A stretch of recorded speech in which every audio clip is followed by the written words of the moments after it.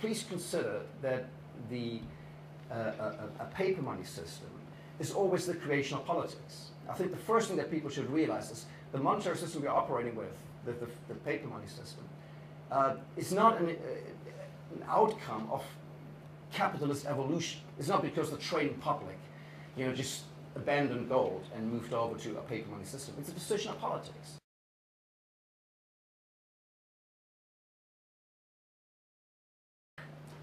Now, what is the key message, or what I try to get across? Now, what I'm saying is the following. The financial crisis that we're in right now is far from over. We've been in this crisis for 5 years, and although the press often speaks about a recovery and a slow recovery, the fact is we've been in a crisis for 5 years. Since 2007, and then in 2008 it obviously hit the banking system here. We've been in a continuous crisis for 5 years. And I think the illusion of recovery or the illusion of stability or a mirage of sustainability is being projected through massive injections of new money into the banking system. Around the world now, all major central banks keep interest rates at zero or near zero. All these central banks are using their own balance sheet to stabilize financial markets. Practically, large parts of the financial system are on life support by the central banks, which provide them, zero interest rates and quantitative easing and these kind of measures. So my key message is the crisis is far from over, and I think the whole system is, I think, probably going to end fairly badly. But the key message I want to get across is that this was sooner or later inevitable, because the problem we're dealing with, we're not dealing with a normal business cycle. This is not just another recession that we just have to go through and that is a little bit stickier. It is a systemic crisis. It's something that has to do with fundamentally with the system. The system has ultimately checkmated itself, but it was sooner or later inevitable because of fundamental flaws to our system. And the fundamental flaw in the monetary system, I argue, is that we have built a monetary system over the last 40 years on the basis of an entirely flexible, entirely elastic paper money system. I argue that such a system is inherently unstable and is ultimately unsustainable. It must ultimately fail. And what we're seeing right now in this crisis is already the end game. How long this can be dragged out and how exactly it will end, we can talk about that as well. But I think the key message what I'm trying to get across is there are fundamental flaws to the system. A paper money system like we have it, like a fiat money system, in which, as Steve said, money is constantly being injected into the financial system. And so we constantly expand the supply of money, must lead to imbalances and instability. And when this instability and these imbalances hit and manifest themselves in a recession, the central bank prints more money even faster and lowers interest rates even further to offset the problems they created with the first round of money printing. And this has to destabilize the system ever further. And we are approaching the end game of this process. This is the key message for my book. Now at this stage, I should probably, because I've been using already these terms, paper money and fiat money and elastic money, maybe should explain them real briefly. What I mean by paper money systems, obviously a system we have today, in which the supply of money is not linked in any shape or form to a physical commodity, and therefore is entirely under the discretion of the paper money producers. In our monetary system, these are first and foremost the central bank, and then the central bank extends the money franchise to the banking system. Most of the money we use today is not being created by the central bank, but by the banking system, but under the guidance and with the support and with the built-in backstop of the central bank. So that is a paper money system, and it's an elastic money system because the supply of money in such a system is inherently elastic. That is the key difference to commodity money systems like gold standards, in which money is ultimately linked to a commodity or is ultimately a physical commodity. And please remember that even under gold standard conditions, people did not only use gold coins and physical gold to make payments. There were lots of financial products people used. But the ability of banks and the state to create money on top of the gold supply was seen fairly limited. So we have a system of essentially inelastic money supply and a system of completely elastic money supply. So the first point I make is paper money systems are always the creation of politics. They're not the outcome of voluntary market interaction. They're always being introduced by the state. Because paper money systems are always state money systems.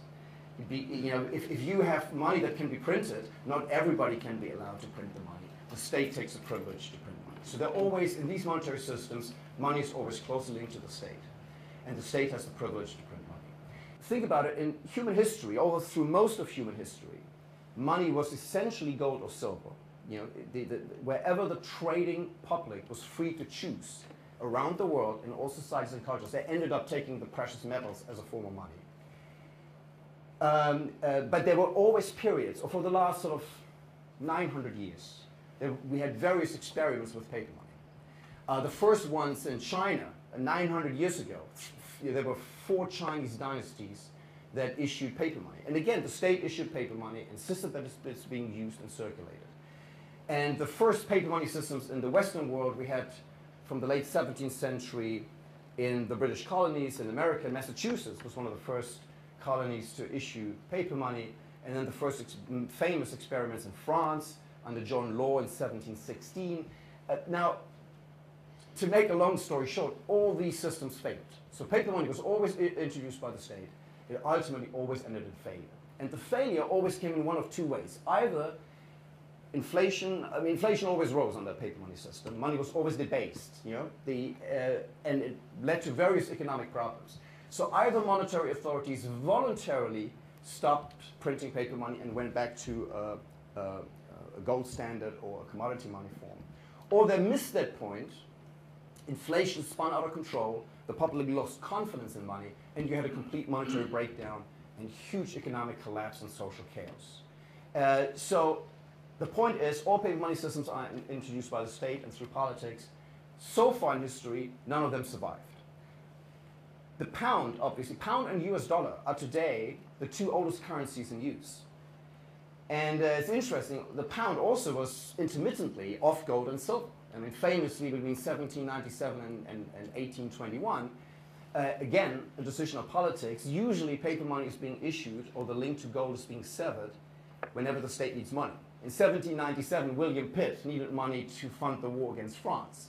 So he told the Bank of England to no longer exchange gold, the paper notes for gold, take the pound off gold and start printing money. And back then, politicians didn't even make any pretenses. It was the introduction of paper money was a tool to fund the state, usually wars or revolutions. And the pound was intermittently, but then in 1821 went back to gold. The US dollar was off gold, for example, during the Civil War. Again, a war, the state needed money, printing paper money, the greenback was issued, but in 1879 the United States went back, joined Britain on the gold standard, and this was sort of the period of the classical gold standard from 1879 to 1914. The whole thing collapsed in 1914 because Germany left the gold standard to fund the First World War.